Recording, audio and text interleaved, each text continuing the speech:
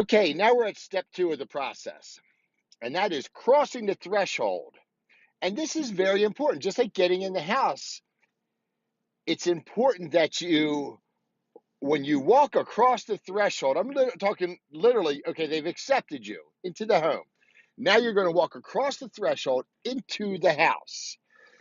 Understand that there's perhaps a spouse, there may be a family of people there. I've walked into family reunions before and kind of knew what I was walking into, but I was like, what the heck? You pull up into a driveway and there's a bunch of cars there, and you're like, oh, well, I'm going. So, but at that point, you have another presentation to make. Suppose that the husband answers the door and you walk in, and there's the wife. She's thinking about the husband. Who did you let into my house? And she's going to give you a whole nother look, kind of a look down, so to speak. Like, who are you? And what are you doing here? Just like you had to do with the husband, you've now got to do it over again with the wife. It's like, hey, how you doing? It's the same thing. You got to keep that up.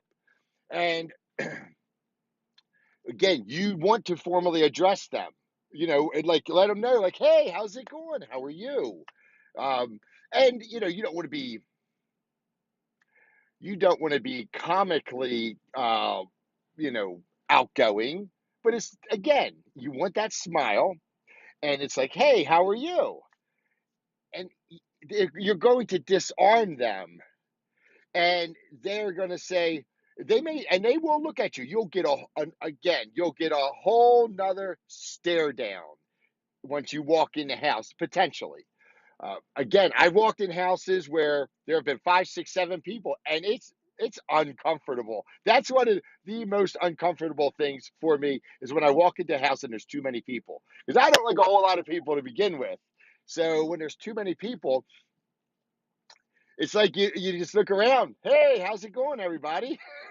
That's all that you can do. And it's if there are a lot of people, they're all looking at you, and that's not going to be the norm.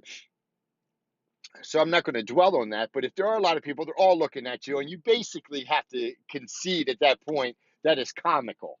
And you do say, how's everybody going? How's everybody doing? Because it's comical. They know you're uncomfortable. There's five people looking at you saying, why are you here? Three of them are the daughter of the mother, and they're really looking at you.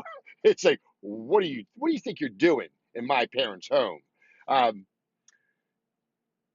so again, you make that second presentation to the other person, the spouse, or whatever that's in the home. A lot of times it's a child that's in the home, and then you determine where you're going to sit. I never go for the kitchen table. I never go for the dining room table. I'll do my entire presentation wherever I'm comfortable. So I'll just look and I'll say, I'll just sit right here, and I'll have them sometimes say, would you like to sit at the table? And I'll be like, no, it's not necessary. It's not necessary. As long as you're in control, it's just not necessary.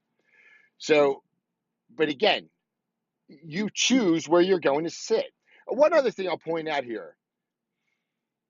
I have heard training where it says, well, you want to sit in the father's chair, the authoritative presence chair, uh, and that's just not true. It's not going to raise you up to be just because you're sitting in the authoritative uh, position. The person that should be stereotypically the authoritarian of the household does not make you the authoritarian of the household. And people say that just like it's like, well, when you tell somebody, would you get me something to drink, please? That you telling them to do something, even though you say please, puts them subordinate to you. That stuff's all a bunch of nonsense. It's just nonsense. Just sit down. Let the man sit or the woman, let them sit in their comfortable chair. A lot of times they'll insist that you sit in their chair because they know that that chair is most comfortable. And that's when you got some good people there because they really care that you're comfortable, even though you're a stranger knocking on their door. Uh, and that happens quite frequently. Then you just plop yourself down in that chair, wherever is most comfortable and whatever's the most natural walking into the home. And I'll say, I'll sit right here. And they'll say, well, like they may have a few things there or whatever. They'll say, well, let me get that cleaned up. I'll and say it's newspapers. I'll say, I got it. And I'll just, tidy up the newspapers and move them aside. I'll say, I got it. It's communication. So that's an important point, important part, I should say, of the process, crossing the threshold. And don't you forget it. Step three will be when you sit down in that chair, what are the first words that come out of your mouth and how do you get started? Because now you sat down and they're like, okay, what you got? And that's where we're going to start tomorrow.